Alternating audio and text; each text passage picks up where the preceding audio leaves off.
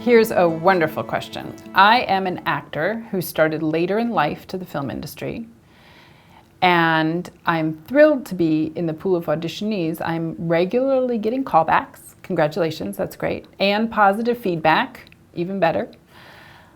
But I seem to consistently lose out on the bookings to someone who is more seasoned or who's younger than I am. From a business standpoint, I understand this, but I'm frustrated. Is there anything you can recommend to help actors like me and start booking? So I think you're not alone for sure. And the number one response I have is keep going. You're obviously getting good feedback and you're getting callbacks, which is wonderful. So just keep doing it and keep up your enthusiasm. But there are 4 questions you could ask yourself also. 1, is there any feedback? And you do need to be a little careful about asking for feedback. Certainly your agent, it's more appropriate for your agent to ask for feedback. If you don't have an agent, there's a very gentle way to say I'm open to any feedback. And if you don't receive an answer, don't keep pushing it. It takes a lot of time to give feedback, especially to a handful or more actors.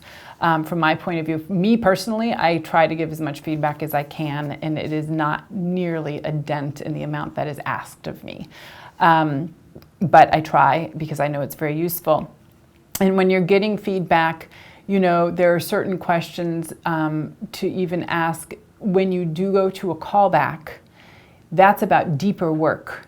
That is taking the character one step deeper and being even more familiar with that material in the sides and whatnot.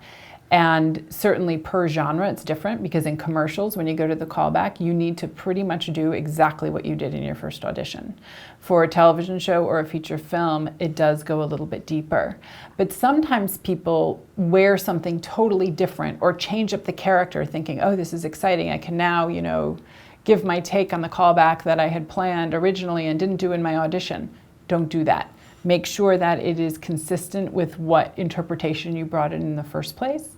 And frankly, if you auditioned in the first place with 2 takes, or you were in the room with the casting director with 3 or 4 takes, I always say, oh, that's the one I'm using. And that's information for you. I'm not saying, oh, that's the one I'm using. I mean, I'm saying it also for the camera operator to make notes so they know when they edit what they should submit. But for you as an actor, I'm saying that's the take, that's the interpretation. So if you get a callback, remember that's the one.